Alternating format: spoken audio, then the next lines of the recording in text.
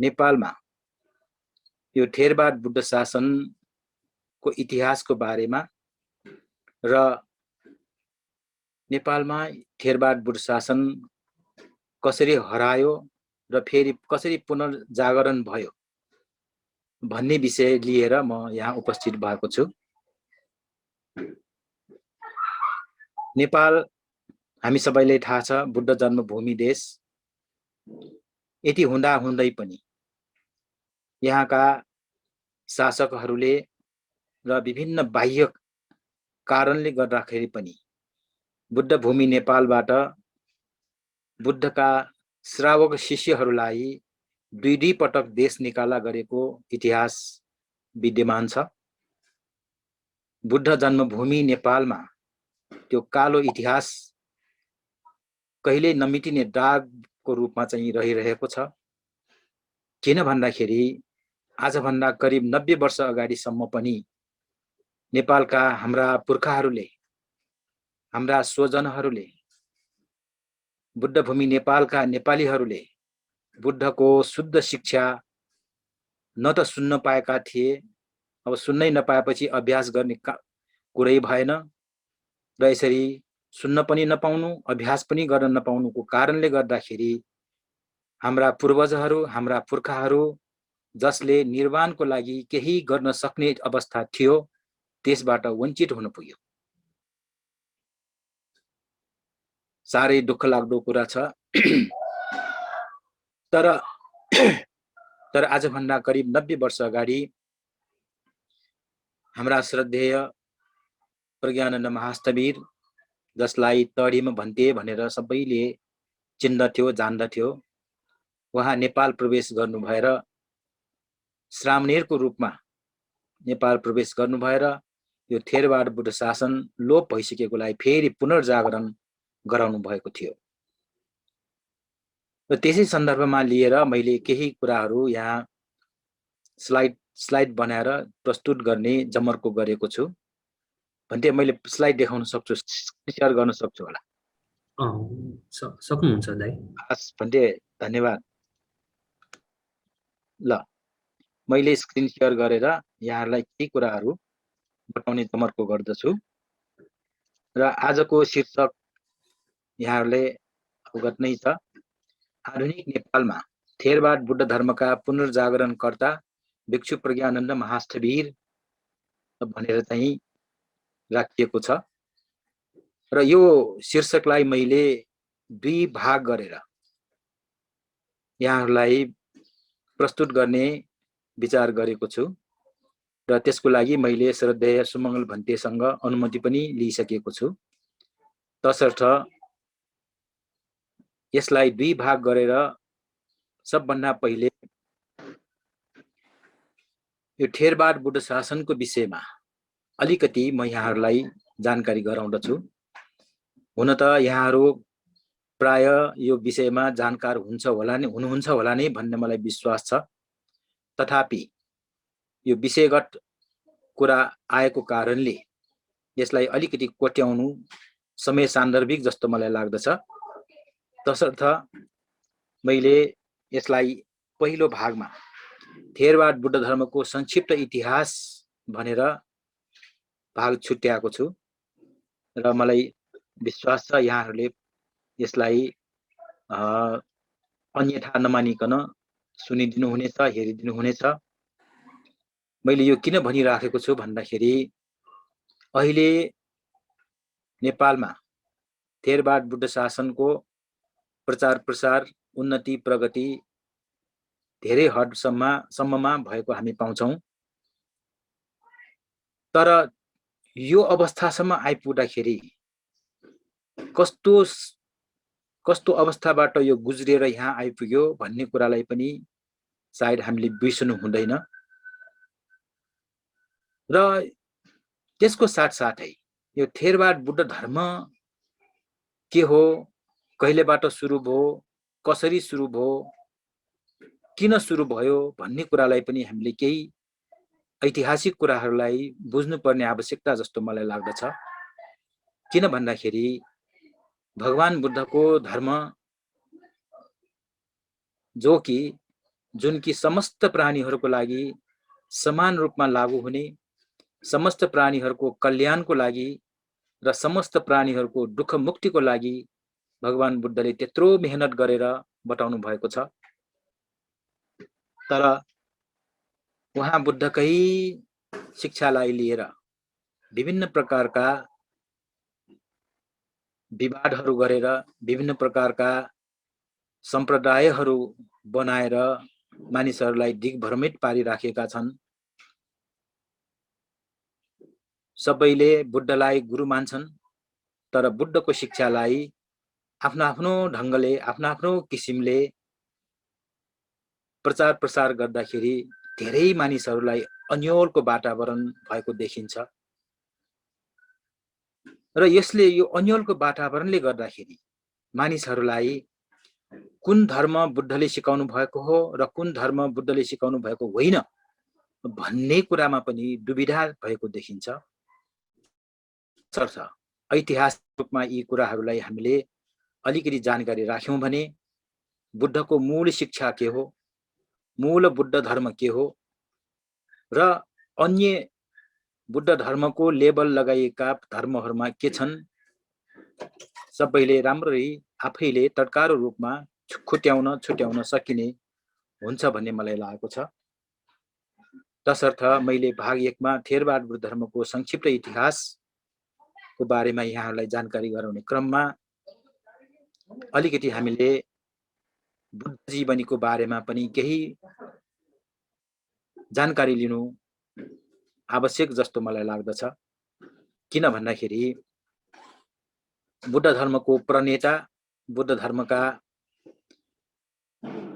अब प्रतिपादक भनौं अथवा बुद्ध धर्मको प्रचार प्रसार गर्नेमा त भगवान बुद्ध नै हुनुहुन्थ्यो, त्यसमा कुनै विवादै छैन। र उहाँले यो बुद्ध धर्म अथवा आफूले सिकेको कुरालाई कसरी प्रचार प्रसार गर्नुभयो भन्ने क्रममा उहाँको जीवनी अलिकति म यहाँ प्रस्तुत गर्ने जमर्को गर्दछु।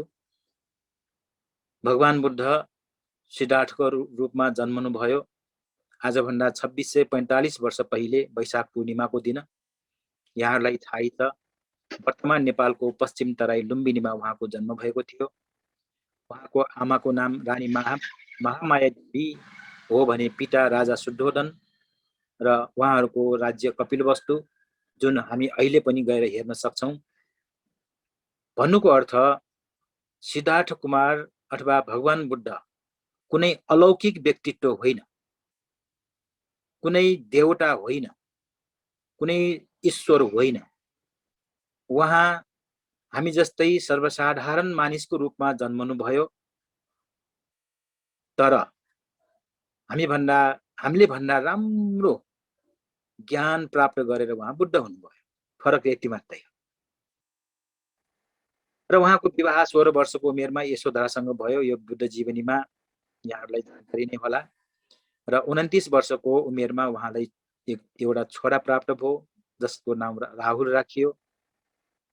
र राहुल जन्मिएपछि सिद्धार्थ कुमारलाई यो मानिसहरू किन जन्मिन्छ, किन बुढाबुढी हुन्छन्, किन बिरामी हुन्छ र किन मर्छ, यो कुराको रहस्य थाहा पाउन र यी कुराहरूबाट मुक्त हुनको लागि म ज्ञान प्राप्त गर्छु, उपाय पत्ता लगाउँछु भनेर 4 निमित्त देखेर उहाँको सम्वेग उत्पन्न भएको कारणले आषाढ पूर्णिमाको रातमा उहाँले महाअभिनिष्क्रमण गरेर भर्खर जन्मिएको छोरो, आफ्नो प्यारी पत्नी र आमाको रूपमा हुर्काएका महाप्रजापति गौतमी लगायत आफ्नै पिता शुद्धोधनलाई पनि त्याग गरेर, राजदरबार त्याग गरेर उहाँ चाहिँ दरबारबाट निस्किनु भयो।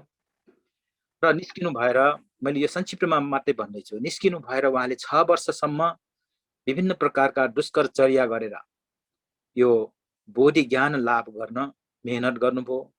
चतुर्य सत्यको कुरा थाहा पाउन मेहनत गर्नुभयो। र बुद्ध गयामा उहाँले 35 वर्षको उमेरमा बुद्धत्व प्राप्त गर्नुभयो, ज्ञान प्राप्त गर्नुभयो। त्यो भनेको आजभन्दा 2610 वर्ष अगाडिको कुरा भयो। र आफूले प्राप्त गरेको बुद्धत्व ज्ञानलाई उहाँले सर्वप्रथम कपिलवस्तुबाटै गएका 5 जना ब्राह्मण साथीहरूलाई भारतको सारनाथ जुन अहिले बनारसको नजिक पर्छ त्यहाँ आषाढ पूर्णिमाको दिनमा उहाँले पहिलोपल्ट बताउनु भयो, सिकाउनु भयो। त्यसको लगत्तै त्यही देशमा रहेका यशकुमार भन्ने सेठ पुत्र एकजना सेठको पुत्र यशकुमार, जो कि संसार भएदेखि डराएर आत्तिएर आएकोलाई भगवान बुद्धले शरण दिनुभयो र बुद्धको शिक्षा सुनेर ऊ पनि भिक्षु बने। ऊ भिक्षु बनेको कुरा सुनेर उनका 54 जना साथीहरूले पनि प्रवजित भएर भिक्षु भए। यसरी 54 र यशकुमार गरेर 55 भयो। अनि त्यो 5 जना ब्राह्मण जसलाई पञ्चभद्र वर्गीय भनिन्थ्यो उहाँहरू पनि अर्हत्व प्राप्त गर्नुभयो, गरेर 60 जना भयो र बुद्ध समेत गरेर 61 जना अर्हतहरू त्यहाँ तयार भए। र यसरी 61 जना अर्हत तयार भएपछि भगवान बुद्धले यो बहुजन हित बहुजन सुखको लागि तिमीहरू धर्म प्रचारको लागि जाऊ, 2 जना एउटा बाटोमा नजाऊ भनेर यसरी धर्म प्रचारको लागि उहाँले खटाउनु भयो। र आफै पनि धर्म प्रचारको लागि गाउँ गाउँ नगर नगर जनपद जनपद डुरेर माने हिँडेर घुमेर मानिसहरूको र प्राणीहरूको समेत कल्याणको लागि आफूले थाहा पाएको ज्ञानलाई चाहिँ बाँड्नुभयो त्यो 45 वर्षसम्म। र 80 वर्षको उमेरमा जब बुद्ध पुग्नुभयो, शरीर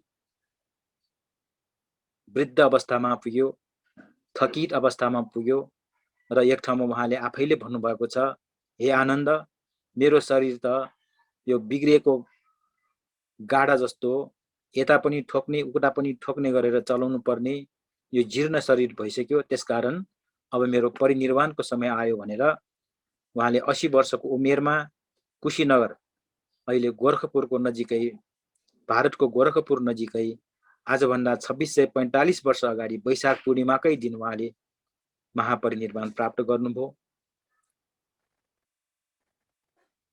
र त्यति बेला तृष्णा मुक्त नभइसकेका भिक्षुहरूले चाहिँ शोक गरे, ओहो हाम्रा शास्ता हाम्रा गुरु बित्नु भयो, अब हामीलाई कसले माने मार्ग देखाउला, हामीलाई कसले धर्मदेशना गर्छ भनेर चाहिँ त्यहाँ रोइ कराई गरेको देखेर एकजना वृद्ध भिक्षु सुभद्र भन्नेले उनीहरूलाई सम्झाउन आए, हे साथीहरू, तिमीहरू किन रुन्छौ? अघिसम्म अथवा हिजोसम्म भगवान बुद्ध हुनुहुन्थ्यो, उहाँले यो गर्नुहुन्छ त्यो गर्नु हुँदैन, यो गर त्यो गर भनेर आदि इत्यादि नियमहरू बनाउनु हुन्थ्यो। अब उहाँ बित्नु भयो, अब हामीलाई रोक्ने को छ र? अब हामी स्वतन्त्र भयौँ, हामीले जे मन लाग्छ त्यो गर्न पायौँ भनेर त्यो भनेको शब्द सुनेर त्यति बेलाका विद्वान भिक्षु महाकाश्यपलाई मनमा चस्क पर्यो, ओहो भर्खर त भगवान बुद्धको परिनिर्वाण भयो, अहिले नै उहाँको शिक्षा बारेमा यस्तो नकारात्मक कुरा आएपछि पछि गएर कालान्तरमा बुद्धको शिक्षा त लोप हुन्छ, मानिसहरूले यो शिक्षा लिएर यो दुःख मुक्ति हुन सक्ने जुन शक्ति भएको शिक्षा हो त्यसबाट वञ्चित हुन्छ। अब यसलाई त्यसै छोड्नु हुँदैन, यो सबै संग्रह गर्नुपर्छ भनेर उहाँले भिक्षुहरू समक्ष चाहिँ प्रस्ताव राख्नुभयो। र सबै भिक्षुहरूले सहमति जनाए। यो भगवान बुद्धको परिनिर्वाणको 21 दिनपछि, धेरै ग्याप भएको पनि थिएन। त्यसरी 21 दिन निर्णय भएर 40 दिनपछि, यो 21 दिनको 40 दिनपछि भनेको 2 महिनापछि राजगृहमा राजा अजातशत्रुको अभिभावकत्वमा प्रथम संगायना भयो। जुन संगायना चाहिँ त्यहाँ व्यवहार पर्वतको सप्तपर्णी गुफामा श्रावण पूर्णिमाको भोलिपल्टदेखि सुरु भएर 7 महिनासम्म चल्यो। त्यसमा भिक्षु आनन्द लगायत 500 जना अर्हत भिक्षुहरूको सहभागिता थियो र ठेर अथवा ज्येष्ठ भिक्षुहरूद्वारा सङ्कलन गरिएको कारणले यसलाई ठेरहरूको परम्परा भनियो र यही ठेर शब्दबाट ठेरवाड बनियो। जसलाई यो विषयमा जानकारी छैन उहाँहरूले यो विषयमा राम्रोसँग जानकारी राख्नु आवश्यक जस्तो देखिन्छ। नत्र यो थेरवाद भनेको के हो, महायान भनेको के हो, वज्रयान भनेको के हो, हिनयान भनेको के हो भनेर त्यो कुरामै अल्मलिएर अल्झिएर बस्छन्। र कसैले हाम्रो नेपालमा यो थेरवादलाई चाहिँ आयातित धर्म भनेर पनि भनिए गरेको छ। जबकि बुद्धकै समयमा बुद्धको शिक्षा हाम्रो नेपालमा आइसकेको थियो र कुनै कारणवश यो कुरा म पछि आउँछु, विभिन्न कारणवश यहाँबाट यो थेरवाद बुद्ध शासन लोप जस्तो भयो, भिक्षुहरू हराए र पछि फेरि कुशीनगरबाट भिक्षु बनेर आएपछि यहाँ पुनर्जागरण भएको, पुनर्स्थापना भएको हो। यो कुनै आयातित धर्म होइन।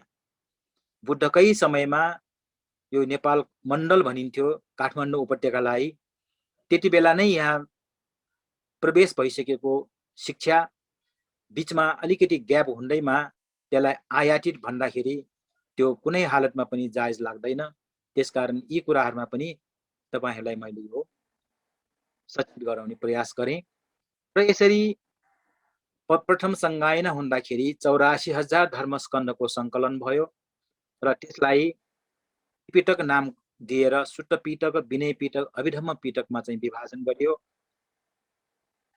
जसलाई यसरी हामी हेर्न सक्छौं। पालीमा त्रिपिटक भनिन्छ, त्यसलाई त्रिपिटक भनियो। त्यसमा सुट्ट पिटक, विनय पिटक, अभिधम्म पिटक यसरी तीनटा पिटकमा बाँडिएर राखिएको हामी पाउँछौं। र फेरि बुद्ध परिनिर्वाणको 100 वर्षपछि अर्को त्यहाँ भिक्षुहरूको बीचमा चाहिँ विवादहरू भए। 10 प्रकारका अधर्मवादको प्रचार गरी त्यसको आचरण गरेको कारणले त्यहाँ विवाद भयो। र विवाद हुँदाखेरि मगधका राजा कालाशोकको संरक्षणमा दोस्रो संगायन गर्नुपर्ने अवस्था आयो र यो चाहिँ वैशालीको बालुका राम विहारमा 700 जना अर्हत भिक्षुहरूको सहभागितामा 8 महिनासम्म चलेको त्यो संगायन, जसलाई दोस्रो संगायन भनिन्थ्यो। र त्यही कुरालाई लिएर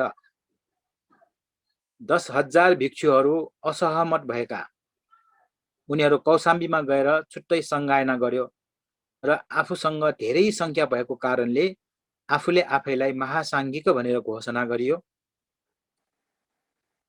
र बुद्धको मूल शिक्षालाई जस्ताको तस्तै निरन्तरता दिँदै आएकाहरूलाई थेरवादी अथवा स्थविरवादी भन्न थालियो। मैले अघि पनि निवेदन गरेँ, यो थेरहरूको समागमले भएको कारणले यसलाई थेरवाद भनियो अथवा स्थविरवाद अथवा ज्येष्ठवाद भनेको।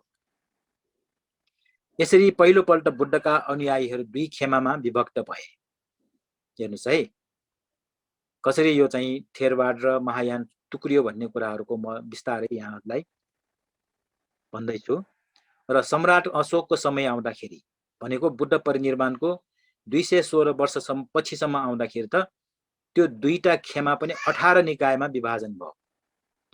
थेरवादको चाहिँ 12 वटा निकायमा टुक्रियो र महासाङ्गिकको 6 वटा निकायमा टुक्रियो। र महासाङ्गिकबाटै महायान वज्रयान विकास भएको मानिन्छ।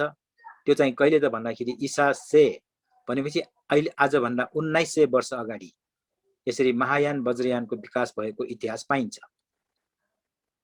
र 18 वटा त्यो निकाय मध्ये अहिले विश्वमा थेरवाद, महायान र वज्रयानको चाहिँ तीनटा चाहिँ यानहरूको प्रचलन छ। र ताइवानमा चाहिँ थेरवादको धर्मगुप्तीको निकाय प्रचलनमा रहेको चाहिँ भनाइरहेको छ। र सम्राट अशोकले तेस्रो संगायन गराएर बुद्ध धर्ममा व्यापक शुद्धिकरण गरे। त्यतिबेला सम्राट अशोकले भिक्षुहरूको लागि धेरै सुविधाहरू दिएका थिए र त्यो सुविधा भोगको लागि, सुविधा प्राप्त गर्नको लागि पनि विभिन्न मानिसहरू जो कि भिक्षु बन्न विनयले पनि नदिएकाहरू, विनय भिक्षु बन्नलाई पनि विनय नियम अनुसार गर्नुपर्छ। जो पायो त्यो भिक्षु बनाइदैन, त्यहाँ नियम पुर्याउनु पर्छ।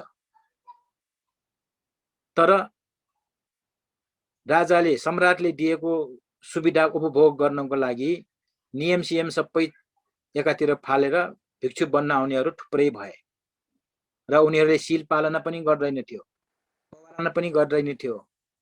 उपवास पनि गर्दैन थियो, गरेर वर्षौंसम्म चाहिँ त्यहाँ एकदमै डावाडोल नै गर्यो, भाँड भैलो नै मचियो।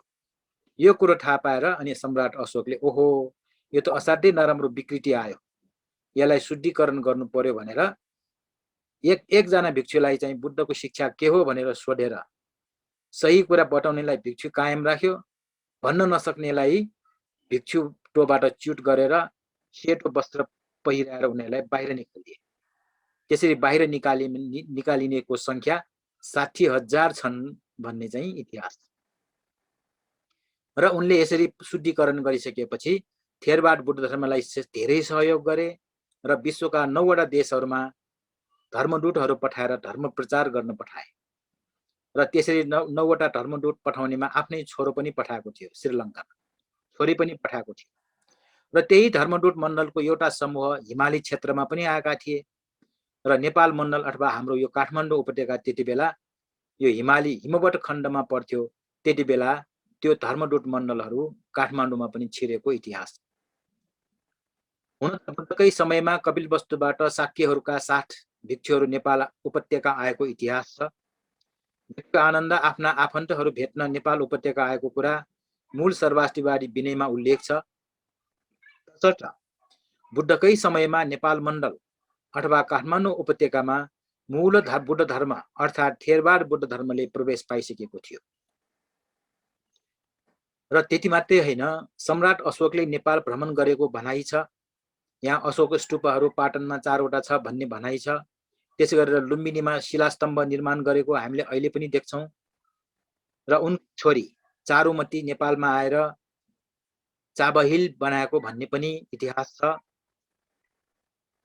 र यसरी बुद्धकालमै नेपाल प्रवेश गरेको बुद्ध धर्म कालान्तरमा गएर चाहिँ कसरी लोप भयो भन्ने कुरालाई पनि म अलिकति यहाँ दर्शाउन चाहन्छु। यसलाई म विभिन्न कालको रूपमा चाहिँ विभाजन गरेर राखेको छु। जस्तै लिच्छवी काल, त्यो भनेको प्रथम शताब्दीदेखि 1179 भनेपछि झन्डै झन्डै 1200 ईसा, आजभन्दा 800 वर्ष अगाडिसम्मको यो इतिहासमा के छ त बुद्ध धर्मको लागि यो स्वर्ण युग मानिन्छ लिच्छवी काल। किन भन्दाखेरि लिच्छवी कालका ती लिच्छवी राजाहरूले आफूले पनि बुद्ध धर्म अपनाउँथे। राज्यमा बुद्ध धर्मलाई राज्य धर्मको रूपमा चाहिँ अँगालेका थिए। र कुनै राजा त आफै भिक्षु पनि बनेको इतिहास छ। पाटनमा रुद्रवर्ण महाविहार जहाँ शिवदेव भन्ने लिच्छवी राजा आफै भिक्षु भएर त्यो विहार बनाएको भन्ने इतिहास नै छ। र त्यस्तै समयमा मानदेवले यो गुम्बिहार मानविहारहरू बनाएको इतिहास छ। र त्यसको साथसाथै यो उपत्यकामा चाहिँ महायानको पनि राम्रो विकास भएको इतिहास छ। र यसरी लिच्छवी राजाहरूद्वारा थुप्रै विहारको निर्माण गरी आयस्ताको रूपमा जग्गाहरूको बन्दोबस्त गरेर गए। र त्यसपछि आयो मल्लकाल, जुन 12औं शताब्दीदेखि 19औं शताब्दीसम्मलाई हामीले मान्न सक्छौँ। र त्यति बेला मल्लकालमा चाहिँ बुद्ध धर्ममा धेरै ह्रास भयो।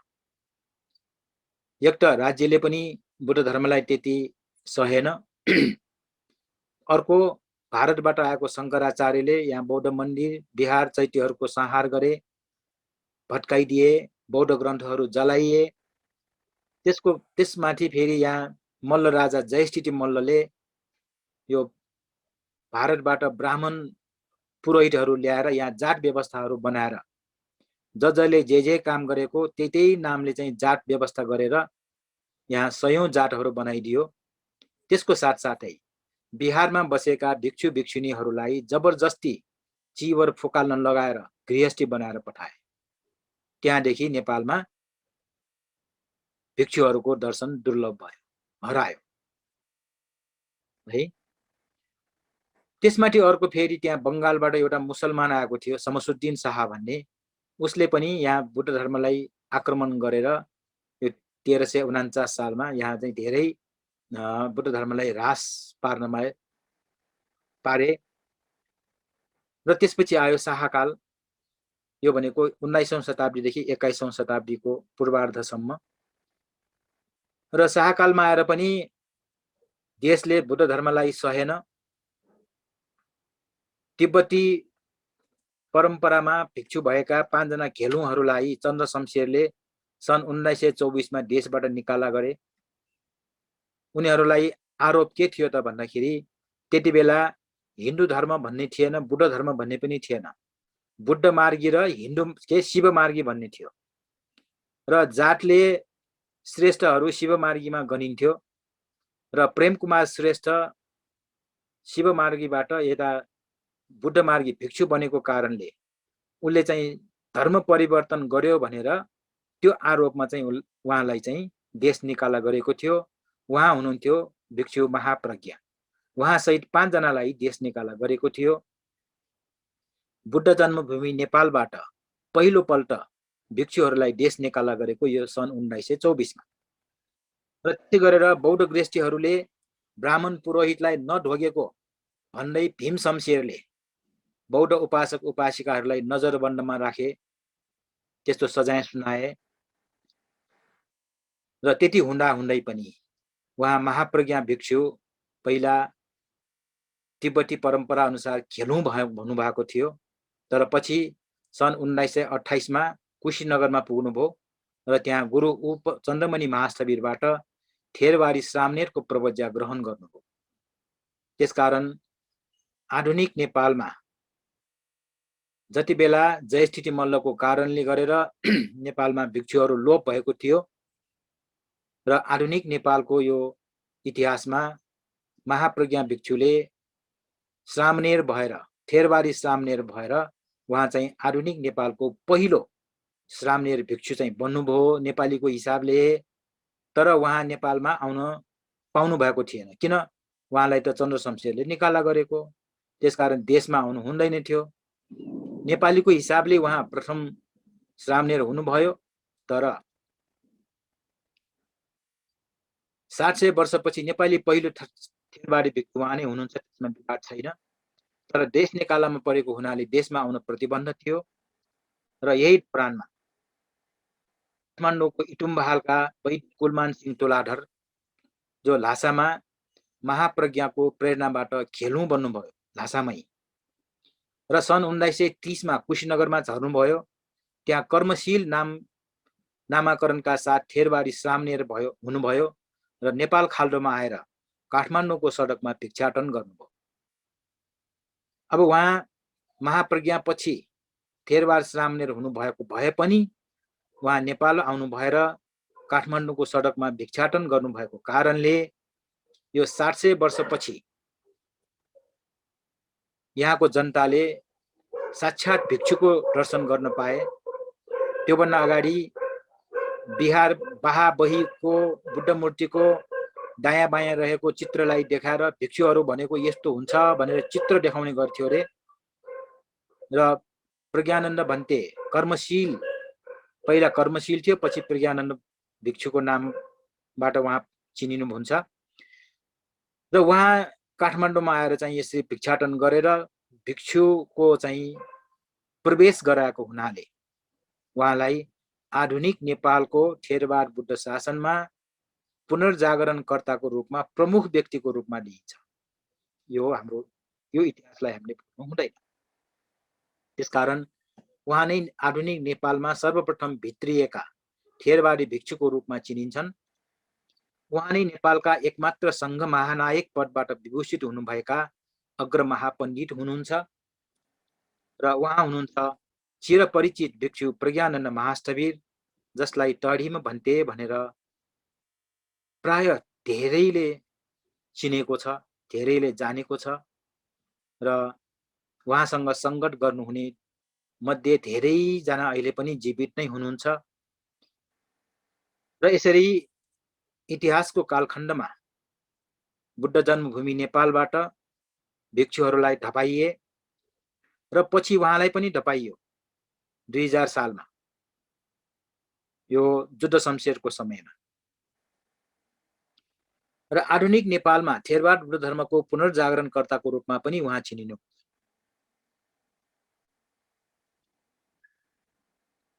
र अब उहाँको जीवनी सम्बन्धी जानुभन्दा अगाडि यही थेरवादको नेपालको थेरवादको स्थितिलाई नै एकचोटि हामीले हेरौँ।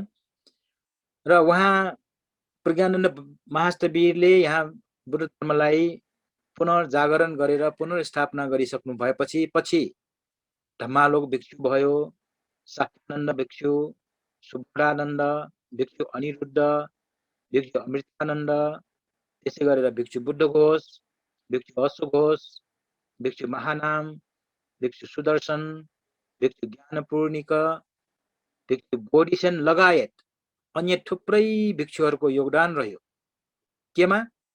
नेपालमा थेरवाद बुद्ध धर्मलाई उन्नति प्रगति गर्नको लागि, प्रचार प्रसार गर्नको लागि, उपासक उपासिकाहरूको संख्या वृद्धि गर्नको लागि र थेरवाद बिहार बनाउनको लागि उहाँ भन्तीहरूको धेरै योगदान रह्यो। यो कुरालाई पनि हामीले बिर्सनु हुँदैन। र भिक्षुहरू मात्रै हुनुहुन्छ र भन्ने त्यहाँ फेरि प्रश्न उठ्न सक्छ। त्यस्तो होइन। हामी कहाँ हाम्रा श्रद्धेय गुरुमाहरू पनि हुनुहुन्छ। उहाँहरूले पनि भिक्षुहरूलाई एकदम सहयोग गरेर, आफ्नै किसिमबाट सहयोग गरेर नेपालमा यो थेरवाद बुद्ध शासनलाई अहिलेको स्थितिसम्म ल्याउनको लागि धेरै धेरै नै मेहनत गरेर धेरै योगदान दिनुभएको छ। उहाँहरूलाई सम्झिनु पर्दाखेरि गुरुमाहरू यो पहिलो भिक्षुहरू पछि पहिला गुरुमा बन्नेहरू रत्नपाली, धर्मपाली र सङ्घपाली। उहाँ यो आधुनिक नेपालमा सर्वप्रथम अनागारीका गुरुमा हुनेहरू उहाँ 3 जना नै हुनुहुन्छ। र साथसाथै अरू गुरुमाहरू जस्तै धर्मचारी गुरुमा भयो, त्यसै गरेर धर्मशिला गुरुमा, त्यसै गरेर सुशीला गुरुमा, त्यसै गरेर रत्नमञ्जरी गुरुमा, अनि उत्तरा गुरुमा, माधवी गुरुमा, धम्मवती गुरुमा, ज्ञानशिला गुरुमा, सत्यशिला गुरुमा, उपलवन्न गुरुमा, धम्मदिना गुरुमा, कमला गुरुमा आदिबाट पनि नेपालमा थेरवाद बुद्ध धर्मको उन्नति वृद्धिमा अनुपम योगदान रहेको छ। यो इतिहासलाई पनि हामीले कहिल्यै भुल्नु हुँदैन। हाम्रो श्रद्धेय तडिम भन्ते प्रज्ञानन्द महास्थवीरले यो बिउको रूपमा अथवा नेवारीमा भन्दाखेरि मिपुसा आगोको बिउको रूपमा ल्याउनु भएको बुद्ध थेरवाद बुद्ध शासनलाई सबैजना मिलेर, उपासक उपासिका, भिक्षु भिक्षुनीहरू सबैजना मिलेर त्यसलाई फुक्दै फुक्दै फुक्दै त्यो सानो बिउको आगोलाई चाहिँ एकदम राम्रोसँग दन्किने गरिकन चाहिँ आगो बाल्नुभयो,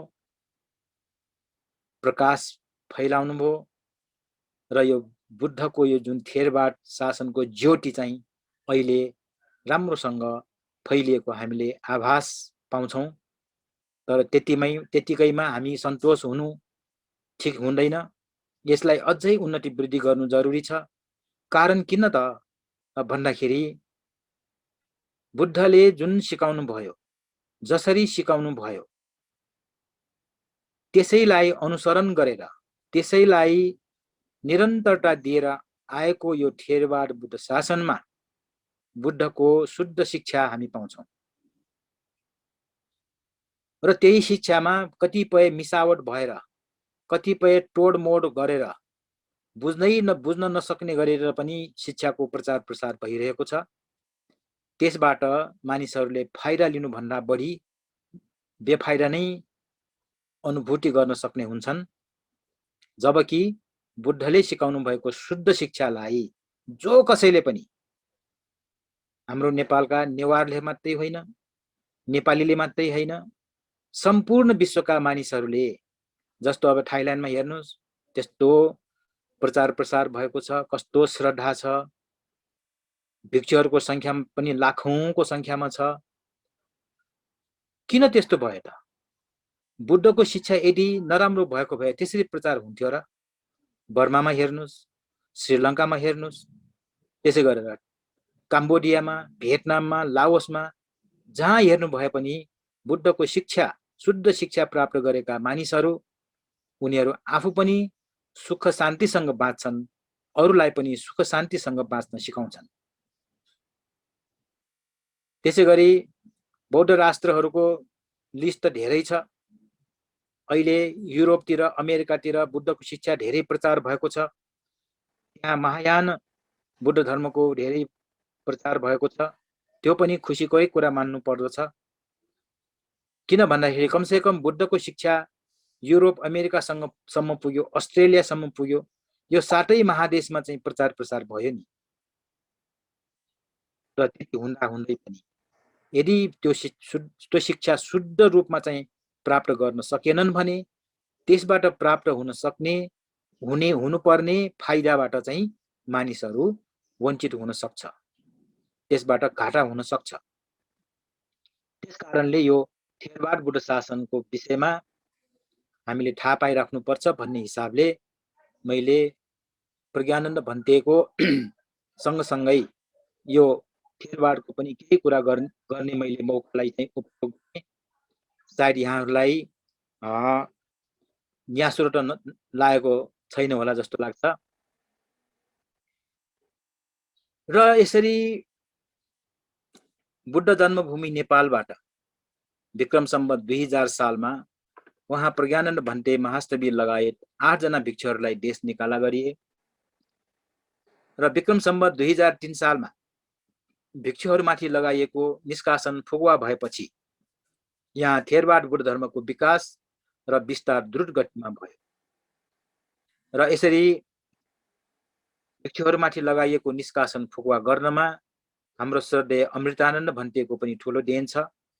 उहाँले श्रीलङ्काका श्रद्धेय नारद भन्तेलाई नेपालमा शिष्टमण्डलको रूपमा ल्याएर पद्म शमशेरसँग कुराकानी गराएर भिक्षुहरूको निष्कासन फुकुवा गराउनु भएको थियो। यो पनि हामीले भुल्न नहुने इतिहास हो। र अहिले नेपालमा थेरवाद बुद्ध शासनको अवस्थालाई मूल्याङ्कन गर्ने हो भने विक्रम सम्वत 2020 सालदेखि पाठ्यक्रमगत रूपमा कक्षा 1 देखि कक्षा 10 सम्मको बौद्ध परिधि शिक्षाको पढाइ सुरुवात भयो। यसमा हाम्रो श्रद्धेय बुद्धघोष भन्ते, श्रद्धेय सुशीला गुरुमा र हाम्रा श्रद्धेय उपासक धर्मरत्न शाक्य त्रिशूली उहाँ 3 जनाको ठुलो देन रहेको छ, ठुलो योगदान रहेको छ। र त्यो परिधि शिक्षा अहिलेसम्म पनि पठन पाठनमा रहेको छ। र नेपालभर 73 वटा परिधि केन्द्रहरूबाट विद्यार्थीहरूले यो शिक्षा ग्रहण गर्दैछन्। र अहिले आएर पहिला त यो शिक्षा बिहारहरूमा मात्रै सीमित थियो, अहिले आएर विद्यालयहरूमा पनि यो शिक्षाको पठन पाठन भएको छ। त्यसै गरेर विभिन्न सङ्घ संस्थाहरूमा पनि यो शिक्षाको पठन पाठन भएको छ।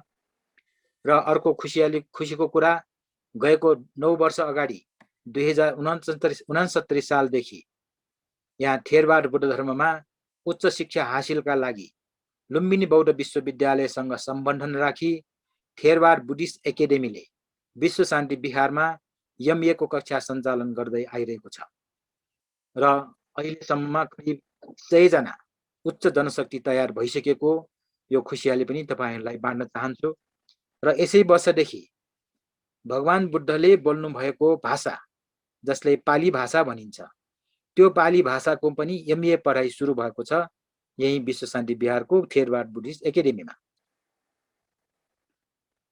र नेपालमा थेरवाद बुद्ध धर्म प्रचार प्रसार हुनमा ध्यान केन्द्रहरूको पनि ठूलो भूमिका हामीले देख्न सक्छौं। अहिलेसम्ममा विपश्यना ध्यान केन्द्र 12 वटा बनिसक्यो, जहाँ कि बुद्धले जसरी सिकाउनु भएको हो त्यसरी नै विपश्यना ध्यानहरू सिकाइन्छ। हुन त विक्रम सम्वत 1987 सालमै हाम्रो तडिम भन्तेले नेपालमा पहिलो विपश्यनाको अभ्यास गराउनु भएको थियो। यो पनि इतिहास हो, हामीले भुल्नु हुँदैन। भन्नुको अर्थ 1987 सालदेखि नै नेपालीहरूले विपश्यना ध्यान, विपश्यना ज्ञानको चाहिँ रस प्राप्त गरिसकेको थियो। र त्यसपछि बर्माबाट श्रद्धेय महासी सयाडो पाल्नुभयो, त्यसै गरेर डो पन्याचारी गुरुमा पाल्नुभयो, त्यसै गरेर सत्यनारायण गोइन्काज्यू आउनुभयो र उपनित सयाडो लगायत विभिन्न ध्यान गुरुहरूबाट व्यवस्थित ध्यान शिविरहरू सञ्चालन भएको कारणले पनि नेपालमा थेरवाद बुद्ध शासनको प्रचार प्रसारमा उन्नति प्रगतिमा धेरै नै योगदान भएको हामी पाउँछौं। अब 1 घण्टाको समय त गयो। त्यसकारण आजलाई यति मात्रै गर्नु पर्ला कि भन्थे सुमंगल भन्थे। हजुर दाइ, तपाईले हेर्नु न, कहाँनिर रोक्न मिल्छ, एक भाग कहाँसम्म टुङ्ग्याउन मिल्छ त्यहाँसम्म गरिदिनु न। यहीँसम्म हो भन्थे। ए हो र? अब भाग 2 आयो हो र? ल त्यसो भए तपाईँले एक भाग 1 को एकचोटि समग्रमा एकचोटि सर भनेर भाग 2 यही सकाउनु भयो पनि हुन्छ दाइ। ए हस् हस्, धन्यवाद भन्थे।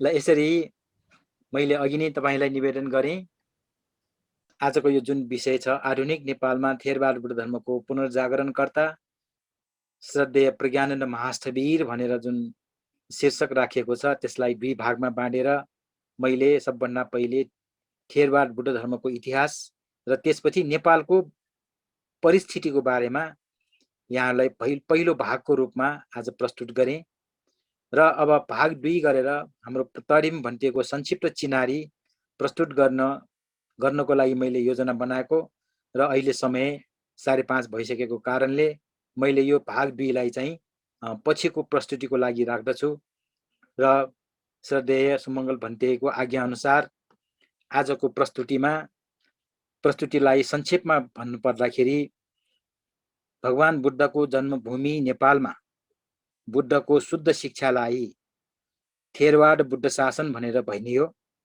र त्यो थेरवाद शुद्ध शिक्षा चाहिँ बुद्धकै समयमा नेपालमा प्रवेश पाइसकेको थियो र समयक्रममा राज्यको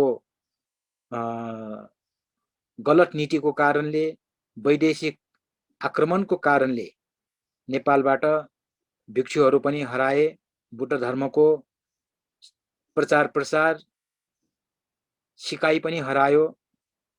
तर त्यति हुँदा हुँदै पनि जब जयस्थिति मल्लले जबरजस्ती भिक्षुहरूलाई चाहिँ गृहस्थी बनाए, उहाँहरूले हामी वर्षको जिन्दगीमा एकपटक भए पनि प्रवजित हुनु पाउनु पर्छ भनेर 4 दिन भए पनि प्रवजित हुनु पाऊँ भनेर शाक्य वज्राचार्यहरूको अनुरोध अनुसार राज्यले उहाँहरूलाई अनुमति दिएको हामी पाउँछौं र त्यसकारण बरेछुइगु भनेर ठाउँ ठाउँमा व्यवहार बहीहरूमा प्रचलन भएको हामीले थाहा पाउँछौं र उहाँहरूले यसरी त्यो आफ्नो परम्परालाई कायम राखेको र बुद्धको नित्य पूजाको लागि उहाँहरूले अनुमति लिएको कारणले कमसे कम बुद्ध भन्ने नाम लिन जान्न सक्ने मानिसहरू चाहिँ बाँकी रह्यो। तर उहाँको शिक्षा न सिकाउन सकेका व्यक्तिहरू थिए, न सिक्न कसैले चाहेको थियो र बुद्धको शिक्षा सिक्नको लागि कि तिब्बत जानु पर्थ्यो कि भारत अथवा कुनै मुलुकतिर जानु पर्थ्यो। त्यस्तो अवस्थामा पुगिसकेको नेपालमा यो बुद्धको शुद्ध शिक्षालाई पुनरुत्थान गरेर पुनर्जागरण गर्नमा हाम्रो तरिकामा भन्थे श्रद्धेय प्रज्ञानन्द महास्थवीरको ठूलो योगदान रहेको कारणले यो कुरालाई हामीले बिर्सनु हुँदैन। यो कुराको चर्चा गरिएन भने त्यसै छायामा पर्छ। मान्छेहरूले चाहिँ भन्तेलाई सम्झनै भुल्छ, भन्तेलाई नै चिन्दैन भन्ने चाहिँ चिन्ता व्यक्त गर्नु हुँदै हिजो श्रद्धेय सुमंगल भन्तेले यो विषयमा अलिकति भनिदिनु पर्ला भन्नुभएको कारणले मैले यो प्रस्तुतिकरण गर्ने चाहिँ जमर्को गरेँ। यसमा यस प्रस्तुतिमा कुनै त्रुटि भएको छ अथवा भनेको क्रममा कुनै छुटफुट छ अथवा भनेको कारणले कसैलाई चोट पुगेको छ, चित्त दुखेको छ भने क्षमा माग्दछु र यसरी भन्दै मेरो आजको प्रस्तुति म यही टुङ्ग्याउन चाहन्छु। ध्यानपूर्वक सुनिदिनु भएकोमा यहाँहरू सबैलाई धेरै धेरै धन्यवाद छ र यो मौका दिनु भएकोमा यो धर्मपाशव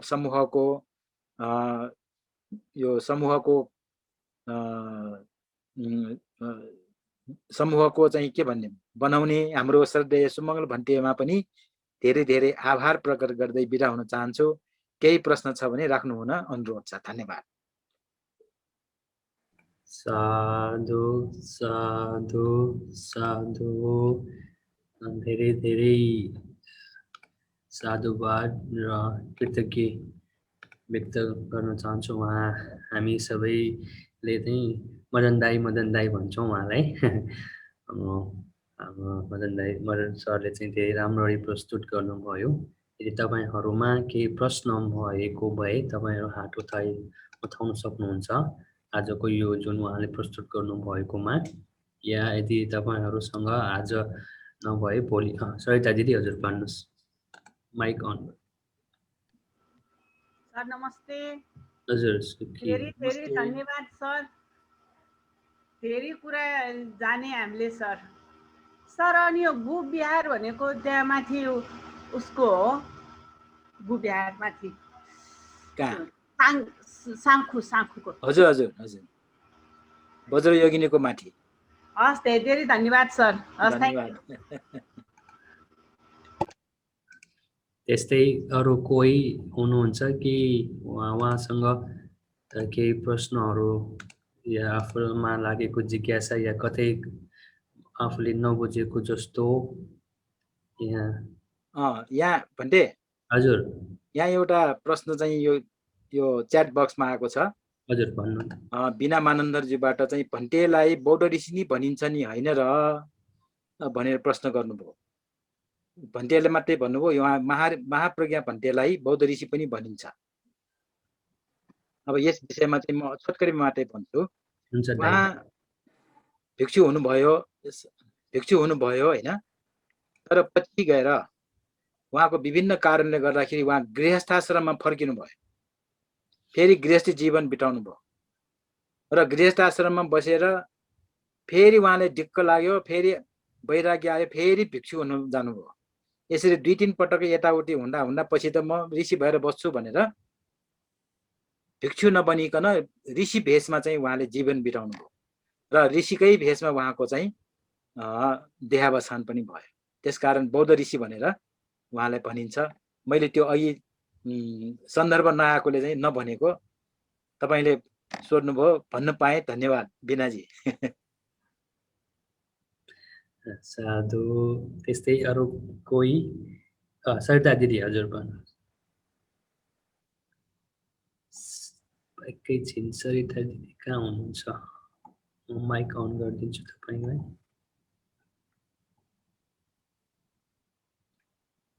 हजुर बिनाजीले फेरि हात उठाउनु भएको छ, एकैछिन है। सर हजुर, यो उहाँ महाप्रज्ञा भन्टेको यस्तै 45-46 वर्ष पहिला हो सर? के उहाँ महाप्रज्ञा भन्टेको कुरा त्यस्तै 45-46 वर्ष पहिलाको हो भनेर सोचेको। 45-46 वर्ष पहिला के भएको? होइन, महाप्रज्ञा भन्टेको कुरा सबै त्यति वर्ष पहिलाको हो भनेर सोचेको। होइन, त्यो भन्दा अगाडि नै हो नि। धेरै अगाडि हो। अब हाम्रो प्रज्ञानन्द भन्टे 93 वर्षमा बित्नु भयो होइन। उहाँ महाप्रज्ञा भन्टेको प्रेरणाले भिक्षु हुनुभएको प्रज्ञानन्द भन्टे बित्नु भयो भनेपछि उहाँ भन्दा पनि अगाडिको भयो नि। कहाँ 45-46 वर्ष भन्दा अगाडि नै हो। हस्, थ्यांक यू सर। हस् हस्, धन्यवाद। हजुर बिना दिदी तपाईँको आवाज आएन दिदी। बिनाजीको आवाज सुनिरहेको छैन। भन्ते गुरुमाहरूलाई वन्दना। सुन्नुभयो? सुने सुनिन्छ, भन्नुहोस्। मदन दाई नमस्ते। नमस्ते। तपाईँले यो छ नि व्रत अल्पकालीन सामनेर अनि बरिछ्यु र अनि व्रतबन्ध यो तीनटै कुरा एउटै हो कि होइन? अहिले पनि हामीले अल्पकालीन सामनेर गरिरहेको छ, गर्ने चलन छ हरेक बिहारहरुमा हैन। अनि अब बरिछ्यु भन्नु र अनि यो सामनेर भन्नु र अनि फेरि हामीले व्रतबन्ध पनि गरिन्छ हैन। यो हिन्दयान महायानको हो कि यो एउटै कुरा हो? होइन, फरक छ। यो व्रतबन्ध भनेको हिन्दू संस्कारबाट आएको है, र जति बेला यहाँ भिक्षुहरू लोप भयो त्यति बेला मानिसहरूलाई राज्यले नै जबरजस्ती हिन्दूको चाहिँ सम्मिश्रण गराइदियो। यहाँ मिक्स भयो। त्यसकारण कतिपय बौद्ध नेवारहरूको संस्कृति, बौद्ध नेवारहरूको परम्परा चाहिँ हिन्दूसँग मिल्ने धेरै छन्, अहिले पनि छ। जस्तो श्राद्ध गर्ने भनेकै त्यो हिन्दूहरूको प्रचलन हो। त्यसै गरेर व्रत बन्ध पनि हिन्दू प्रचलन हो। तर पछि फेरि यो थेरवाद बुद्ध धर्म यहाँ पुनर्स्थापना भएपछि, पुनर्जागरण भएपछि उहाँहरूले यो व्रतबन्ध भनेको यो कर्मकाण्ड मात्रै भयो, यसको सट्टा केही दिन बिहारमा राखेर श्रामनेर गर्यो, अल्पकालीन प्रवजित गर्यो भने बुद्धको शिक्षा केही त सिक्छ, शील पालन त गर्न पाइन्छ भनेर त्यो प्रचलन ल्याएको। र बढी छुइको हिसाबमा चाहिँ मैले अघि भने भिक्षुहरूलाई जबरजस्ती गृहस्थी बनाएपछि उहाँहरूले चाहिँ दूरदृष्टि राखेर, दूरगामी सोच राखेर हाम्रो यो परम्परा हो, कमसेकम 4 दिन त हामी भिक्षु बन्न पाउनु पर्छ भनेर राज्यसँग मागेपछि राज्यले दिएको। र त्यो चुडा कर्म प्रवज्या संवर भनेर गरियो, तर त्यो पनि कर्मकाण्डैको रूपमा चाहिँ भइरहेको छ। त्यहाँ विभिन्न प्रकारको पूजाहरू हुन्छ, अनि फेरि त्यो के भन्छ देश घुमाउने पनि हुन्छ, भोज भटेर पनि हुन्छ। तर त्यहाँ शीलको कुरा, सदाचारको कुरा, बुद्धको शिक्षाको कुराहरू चाहिँ भएको मैले चाहिँ सुनेको छैन। धन्यवाद। धन्यवाद दाइ। एकछिन यहाँ प्रवीण महर्जनको ज्यूको एउटा प्रश्न आएको छ। हजुर, बौद्ध ऋषि र भन्नेमा के फरक छ? ऋषि भन्नाले हिन्दू होइन र मदन सर भने ऋषि भनेको हिन्दू मात्रै हुनुपर्छ भन्ने छैन। ऋषि भनेको घर गृहस्थी त्यागेर जङ्गलमा बस्नेलाई ऋषि भन्छ। र भन्टे भनेको त चिबरै लाउनु पर्छ, अनि श्रामनेर भए 10वटा शील पालन गर्नुपर्छ, अनि उपसम्पदा भए 227वटा नियम पालन गर्नुपर्छ। त्यसकारण ऋषि भन्नु र भन्टे भन्नुमा फरक छ। र अघि भने जस्तै ऋषि भनेको हिन्दूको मात्रै होइन, यो जङ्गलमा बस्ने, प्रवजित हुने, त्याग गरेर बस्नेलाई चाहिँ ऋषि भनिन्छ। ऋषि मुनि पनि भनिन्छ। अझ ल प्रवीणजी। हजुर, अर्को एकजना यहाँ शिव सेयामीले हात उठाउनु भएको छ। शिव सेयामीजी, शिव सायमी, कहाँ हुनुहुन्छ? म देखिन, एकैछिन। अर्को रूप कुमार साक्यजीले पनि हात उठाउनु भएको छ। हजुर भन्नुहोस्, रूप कुमार साक्यजी भन्नु। माइक अन गर्नु तपाईँको। रूप नमस्ते मण्डलाई। नमस्ते। ओहो अहिले भर्खर त्यो जुन चुडा कर्मको भन्नुभयो नि, हाम्रो बौद्ध बिहारमा बौद्ध परम्परा अनुसार नै गरिराखेको हो। अनि त्यहाँ जति पनि त्यो चुडा कर्मको दिन छ नि गर्नुहुन्छ, त्यो सबै बौद्ध परम्परा। त्यहाँ पञ्चशील र अष्टशील सम्बन्धी मात्रै ज्ञान चाहिँ दिने, त्यो कथादेखि लिएर त्यो जुन चुडा कर्म गर्नेलाई कथा भन्नेदेखि लिएर पञ्चशील र अष्टशीलकै ज्ञान दिने हो। अनि त्यहाँबाट त्यो 4 दिनसम्म चाहिँ भिक्षा मागेरै खाने। अनि त्यसैले त्यो पिन्पा छ भनेको पिन्न पात्र एउटा छ, अनि पिनु या त पाला भ्यो भनेर 4 दिनको लागि पिन्पा छ पिनु या त पाला भ्यो भनिरहेको थियो। तर त्यसको चाहिँ अपभ्रंश भएर 3 5 6 पेनेलाको पाला भ्यो भन्ने कुरा चाहिँ त्यो अपभ्रंश भएर चाहिँ गइरहेको होइन। अनि पछि आएर जुन 4 दिनसम्म बसिसकेपछि अनि त्यो 4 दिनमा चाहिँ उसले त्यो संस्कृतबाट भन्न लगाउँछ, ओहो मलाई त धेरै गाह्रो भयो गुरुजी, म बस्न सक्नुहुन्छ, म अब मैले यो छोड्ने केही उपाय छ भनेर सोध्नुहुन्थ्यो। अनि त्यो सोधेपछि ल छ उपाय ल भनेर म सक्दिनँ भनेर अनि बाचा गरेर त्यो चिबर फुकालेर, अनि अर्को जुन त्यो च्याउ कोक्या भन्छ त्यो चिबरको छोड्नेलाई चिबर फुकाल्ने भनेकोमा च्याउ कोक्या भनेर, अनि 4 दिनमा त्यो छुट्याएर अनि पछि फेरि त्यो आँगनमा गएर पूजा गरेर अनि गृहस्थीमा आउने हो। त्यो गृहस्थीमा फेरि 4 दिन त पुरै शुद्ध शाकाहारी, एकदमै केही पनि अब जुत्ता छुन्नेदेखि लिएर कुकुर छुन्ने होइन, कुनै पनि 4 दिन चाहिँ शुद्ध रूपले नै गरिरहेको छ परम्परामा। धेरै धन्यवाद। ल नयाँ होइन मलाई त्यति डिटेलमा थाहा थिएन। हजुर तर हजुर जे हो, होस् हो। जे होस् हजुर। त्यो बुद्धको शिक्षालाई हजुर नमो बुद्धाय मात्रै भन्न सक्ने गरेको पनि रक्षा गरेको कारणले हो। त्यो बेलाको शाक्य बज्राचार्यहरूलाई धन्यवाद दिनै पर्छ।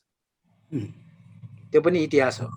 हो शिवसामीज्यू शिवसामीज्यू यहाँ आउनु भएको छ, मैले देखिरहेको छु। हो आउनुभएको थियो। मैले यहाँ शिव माइक खोलेर भन्नु न।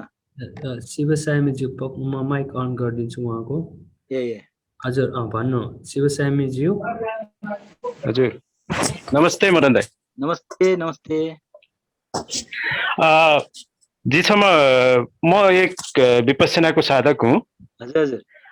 अनि मैले टु दी स्पेसिफिक अहिले समयको पनि अभाव छ होला, पोइन्ट वाइज रूपमा मदन दाइसँग के प्रश्न राख्न चाहन्छु भने, हजुर अब जुन हाम्रो नेपाल राज्य अहिले धार्मिक रूपमा हिन्दू राष्ट्रबाट अहिले परिवर्तित भएको छ। यो अवस्थामा राज्यले अहिले जुन हामी बुद्धिस्ट धर्मको मा जुन तपाईँ हामीलाई थाहै छ, महायान, थेरावाद, हिनयान विभिन्न द्वन्द त छँदैछ आफूभित्रै पनि। अहिले राज्यले स्पेसिफिक रूपमा बुद्धिस्ट धर्मलाई बढावा दिनको लागि के कति कार्यहरू गरेको छ राज्यले? मेरो प्रश्न राज्यले जस्तो अहिले हामी गणतन्त्र आइसकेपछि तपाईको के छ त हिन्दू राष्ट्रबाट परिवर्तन भएको छ, धार्मिक स्वतन्त्रता के भन्छ त्यसलाई, सहिष्णुतालाई चाहिँ हिन्दू राष्ट्रलाई चेन्ज गरेर बुद्धिस्ट पनि भनिएको छैन, सबै धर्म अँगाल्न सक्ने के स्वतन्त्रता दिइएको छ धर्मनिरपेक्षता। सरी यो शब्द मलाई आएन। अब हामी बुद्धिस्ट धर्ममा पनि अब म एक विपස්සना साधकको हिसाबमा हैन, अब हामी बीच पनि एउटा त द्वन्द्ववाद त छँदैछ, महायान, हिनयान, थेरावाद विभिन्न छन् हैन। हामी बीच पनि अब तपाईले आफैले पनि भन्नुभयो, महायानको रूपमा भए पनि थेरावादको रूपमा भए पनि बुद्धिस्ट धर्मलाई अँगाल्नु नै राम्रो कुरा हो भनिरहेछन्। तपाईले आफ्नो उसमा प्रस्तुतिमा पनि बताइसक्नुभयो कि हाम्रो बुद्ध जन्मेको देश भए तापनि प्र्याक्टिसमा हामीले कहाँनिर चुक्यौँ हैन, राज्य सत्ताबाट कसरी हामी उछित्यायौँ र अरू देशहरूमा कसरी यो विस्तार भयो भनेर अहिलेको परिप्रेक्ष्यमा अब अहिलेको सन् 2078 साल र 2021 मा आउँदाखेरि राज्यबाट चाहिँ के प्रशय पाएको छ या त्यस्तै वातावरण छ या बुद्धिस्टहरूलाई ग्रो हुनको लागि, ग्रुम गर्नको लागि के कस्तो हामीलाई सहयोग भइराखेको छ राज्यबाट स्पेसिफिक रूपमा?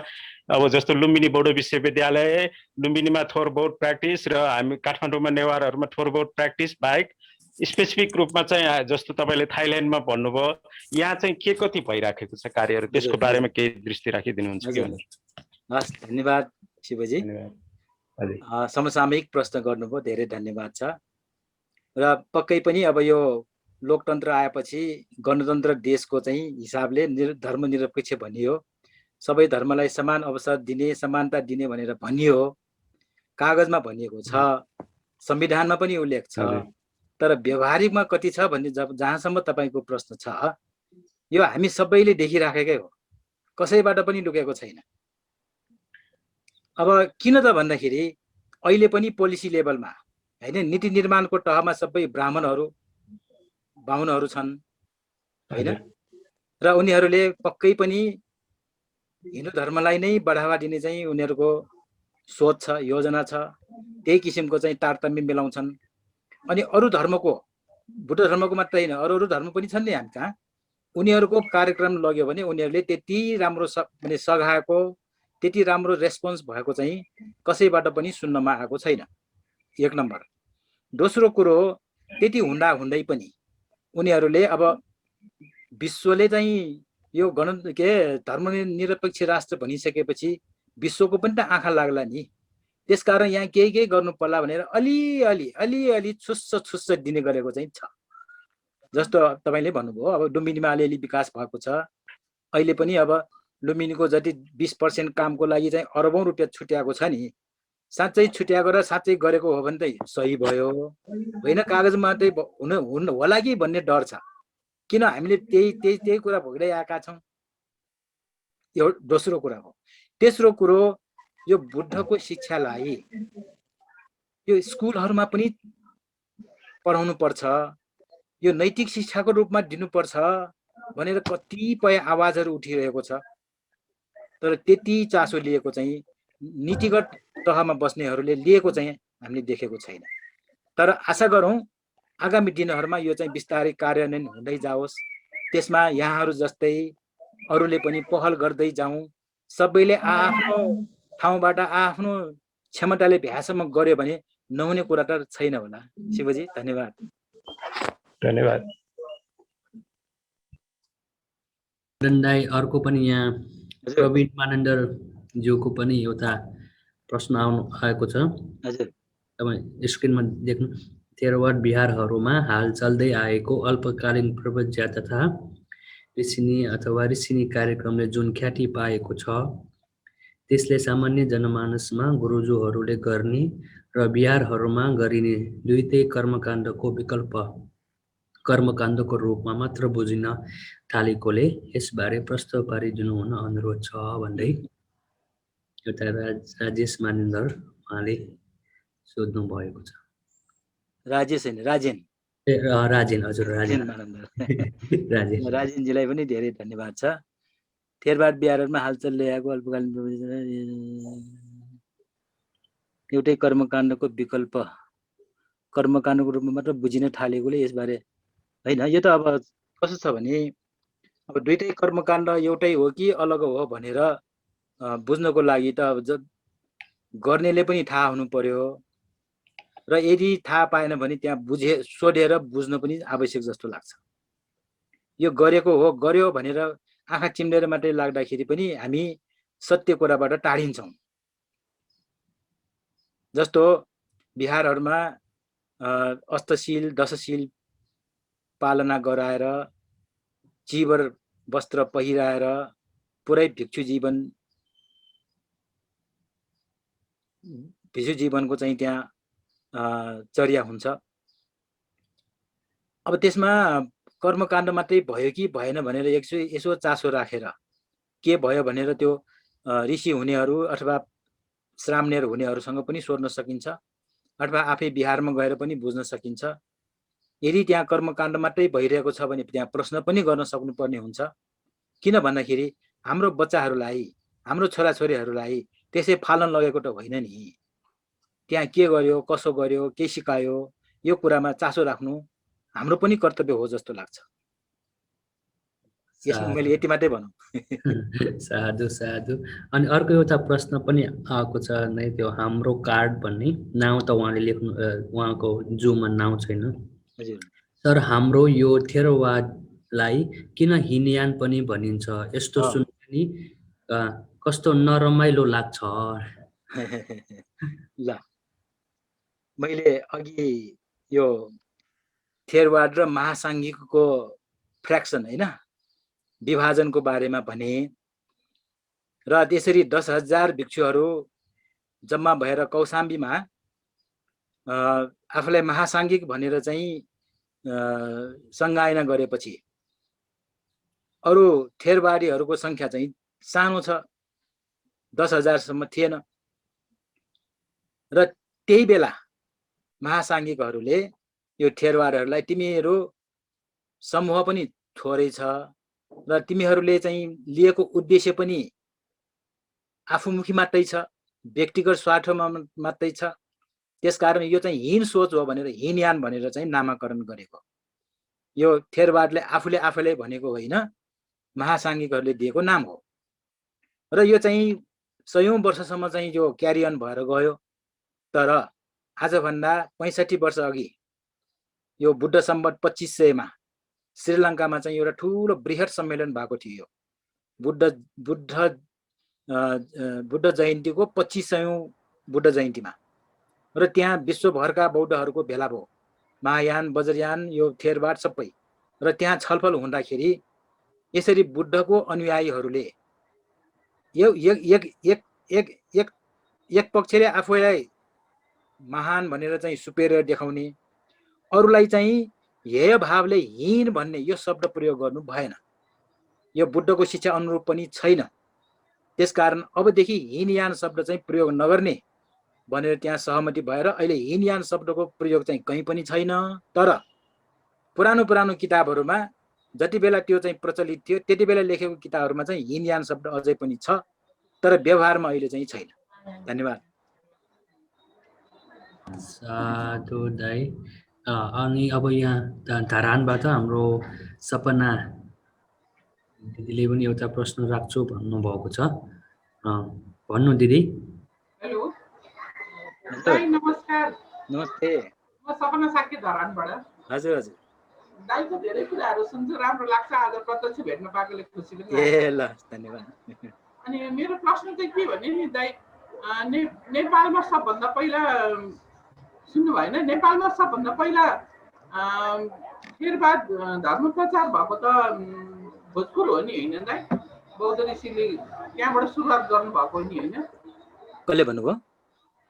बौद्ध ऋषि महाप्रज्ञा भन्देले। ए ए ए मैले अघि भने उहाँ चाहिँ थेरवाद सामनेरको रूपमा पहिलो भिक्षु हुनुहुन्थ्यो। तर उहाँ चाहिँ नेपालमा प्रवेश गर्न निषेध थियो, किन चन्द्र शमशेरले धपाइराखेको थियो, होइन? त्यसकारण नेपाल आउनु उहाँ पाउनु भएन।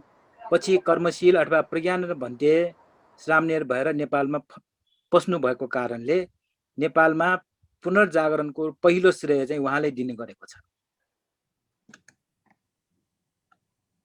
सुनेन? माइक अफ छ। माइक अन गरिदिनु।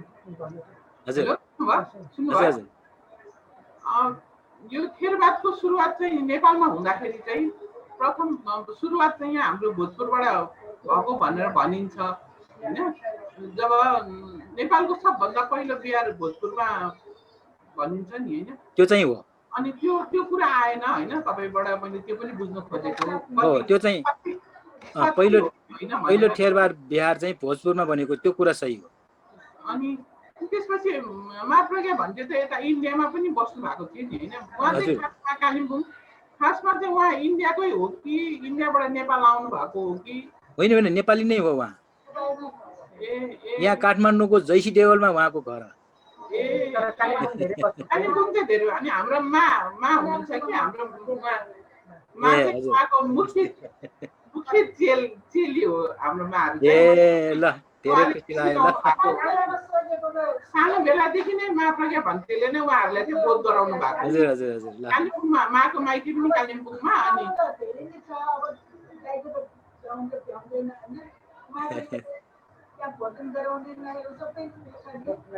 ए ल, साधु साधु, धेरै खुसी लाग्यो। ल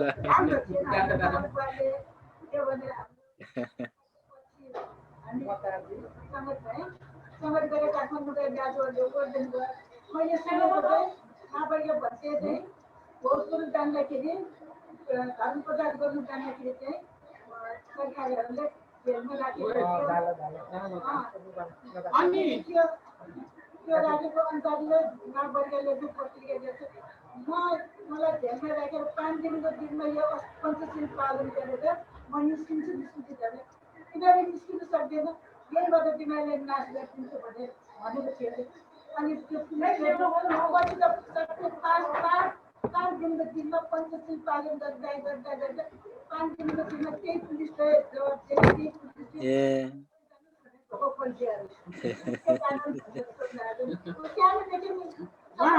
महाप्रज्ञा भन्थेले नै उहाँहरूलाई भन्नुभएको अरे कालिम्पोङमा। हजुर। अनि त्यही भनेर अनि नेपालमा यस्तो यस्तो भएको थियो भनेर भन्नुभएको थियो अरे कि। त्यही अनि तपाईँले त्यो कुरा गर्नु भएन कि, त्यो पनि बुझ्नु खोजेको। हुन्छ, सबै कुरा मलाई पनि कहाँ थाहा हुन्छ र? होइन, बात छुटाउनु भएको हो कि भनेर होइन, मलाई पनि कन्फ्युज थियो कि, त्यही भएर क्लियर गर्नु खोजेको हो। त्यो भोजपुरको कुरा चाहिँ छुटेको हो, त्यो चाहिँ थाहा थियो। अरू कुरा चाहिँ मलाई पनि त्यति जानकारी छैन।